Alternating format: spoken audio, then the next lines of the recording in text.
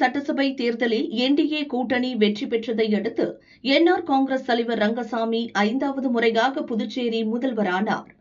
கடந்த 13ஆம் தேதி நடந்த பதவியேற்பு விழாவில் ரங்கசாமி தலைமையிலான அமைச்சரவையில் பாஜகவைச் சேர்ந்த நமச்சிவாயம், என்ஆர் காங்கிரஸ் மல்லாடி கிருஷ்ணாராவ் ஆகியோர் அமைச்சர்களாக பதவியேற்றனர்.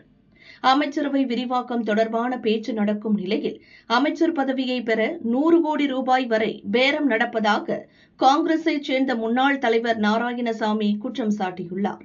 இதுகுறித்து நாராயணசாமி கூறியதாவது: புதுச்சேரியில் இன்னும் 3 அமைச்சர்கள் சபாநாயகர், துணை சபாநாயகர் பதவியேற்க வேண்டும்.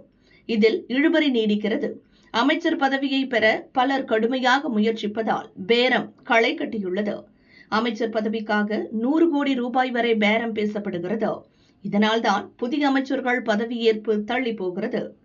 ரங்கசாமி அரசின் ஆரம்பமே கோணலாக உள்ளது. அரசு நிர்வாகத்தில் வெளிப்படைத்தன்மை இல்லை. தற்போது போதை மாநிலமாக திகழும் புதுச்சேரி சூதாட்ட மாநிலமாக மாறும் அபாயம் ஏற்பட்டுள்ளது என அவர் கூறினார்.